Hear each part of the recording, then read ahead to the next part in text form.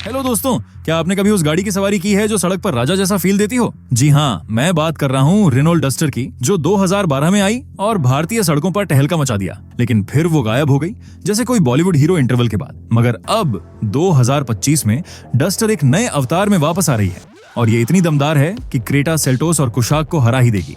तो चलिए इसकी हर डिटेल को एक्सप्लोर करते हैं।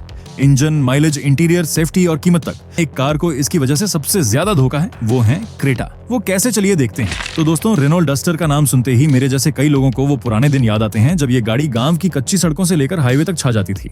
लेकिन 2022 में इसे बंद कर दिया गया काम सेल्स की वजह से, और है नए सेफ्टी नॉर्म्स और BS6 नियमों ने इसे पीछे धकेल दिया।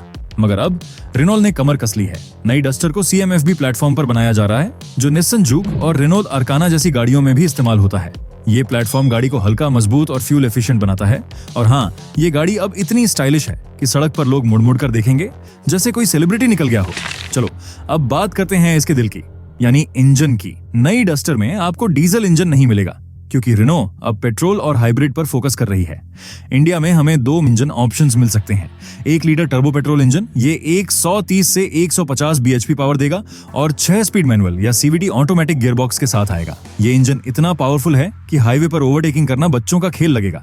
1.6 लीटर हाइब्रिड इंजन, ये 140 bhp के साथ आएगा और इसका माइलेज करीब 25 से 30 किलोमीटर प्रति लीटर हो सकता है। टर्बो पेट्रोल का माइलेज 16 से 20 किलोमीटर प्रति लीटर हो सकता है, जो इस सेगमेंट में ठीक ठाक है। लेकिन हाइब्रिड ऑप्शन उन लोगों के लिए परफेक्ट है जो लंबी दूरी की ड्राइविंग करते हैं और पेट्रोल पंप पर कम रुकना चाहते हैं। और हाँ, कुछ सोर्सेस का कहना है कि ऑल व्हील ड्राइव ऑप्शन भी टॉप वेरिएंट में मिल सकता है। तो अगर आप पहाड़ों पर ऑफ रोडिंग का शौक रखते हैं तो ये गाड़ी आपके लिए बनी है। ऐसे में क्रेटा, सेल्टोस की मुश्किलें बढ़ने वाली हैं। अब चलते हैं गाड़ी के अंदर, क्योंकि यही तो असली मजा है। पुरानी डस्टर का इंटीरियर थोड़ा साधारण था, लेकिन नई डस्टर ने इसमें जबरदस्त सुधार किया है। जैसे ही आप दरवाजा खोलेंगे, आपको ड्यूल टोन ग्रे और ब्लैक थीम कलर मिलेगा, जो प्रीमियम फील देता है। सेंटर में 10.1 इंच का floating touch screen infotainment system है, जो वायरलेस एप्पल कारप्ले और एंड्रॉइड ऑटो सपोर्ट करता है। मतलब आपका फोन कनेक्ट करो और स्पॉटिफाई पर गाना बजा दो। इसके अलावा 7 इंच का digital driver display, ventilated front seats, wireless charging और ऑटोमेटिक क्लाइमेट कंट्रोल जैसे फीचर्स हैं। बूट स्पेस की बात करें तो 475 लीटर का बूट स्पेस है, जो फैमिली ट्रिप के लिए काफी है। आप इसमें 2 बड़े सूटकेस और एक छोटा फ्रिज भी फिट कर सकते हैं। और हाँ, टॉप वेरिएंट में पैनोरामिक सनरूफ भी मिल सकता है, जो रात में स्टारगेजिंग के लिए परफेक्ट है। लेकिन इसके फीचर्स और प्रैक्टिकलिटी इसे एक वैल्यू फॉर मनी ऑप्शन बनाते हैं।